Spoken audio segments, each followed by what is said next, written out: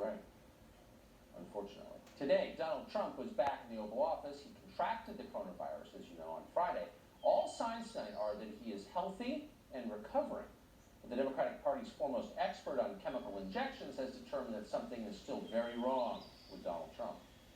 Last time I had an interaction with the president was the State of the Union address, and after that, I tore up the speech and all, but after that, I said to my staff, I said, I think he was medicated. There's something wrong with how he came on and presented. I said yesterday to my colleagues, I said, there are those who say that steroids have an impact on people's thinking.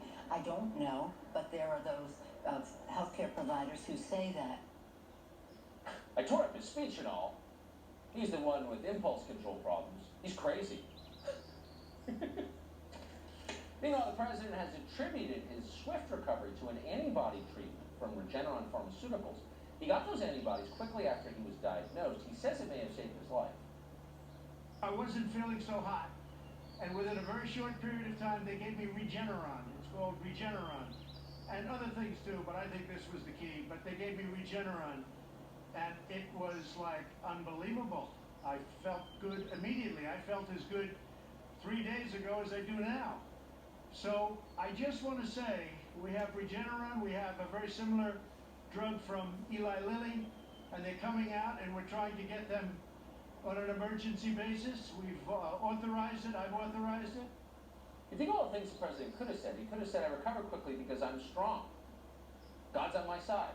No, he gave credit to a specific medicine called Regeneron. We should take that seriously, and so we are. We've asked Dr. Mark Siegel to join us tonight to assess. He's, of course, our medical correspondent here at Fox, and he's here now. Doctor, good to see you. What do you make of this? Well, Tucker, I want to start with one thing, which is during the last debate, former Vice President Biden said that the president wasn't appealing to scientists enough. So I have a message for the former Vice President. Scientists at the CDC have determined that it takes approximately 10 days from the onset of symptoms to where you're no longer infectious and you can go back to being with other people. So, former Vice President, the debate is on, right? The debate is on by science. Secondly, to Speaker Pelosi, who is not a physician, I wish she would stop pontificating on the president's health, given that not only isn't she a physician, but she hasn't seen his chart. Now, I haven't seen his chart, Tucker, so I'm not going to say what the impact of steroids or anything else is other than what you said. He looks healthy, he's breathing comfortably, he's not short of breath, he doesn't have oxygen, and he's going back to work in the Oval. Now, that, to physicians, is a very positive sign, someone who wants to go back to work. And a former White House official told me that the ventilation system and the air purification system in the Oval Office is excellent. Also, I'm sure people will be wearing N95 masks, there'll be social distancing, there'll be disinfecting. In terms of the Regeneron, I want to end on the Regeneron.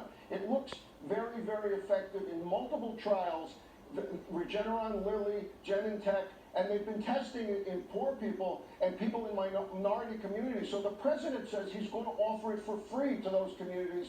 Hooray, that's so charitable. But he also, at the end of his talk tonight, appealed to a higher force, Tucker, that we all must appeal to, which is God. Tucker? Dr. Mark Siegel, thank you so much for that.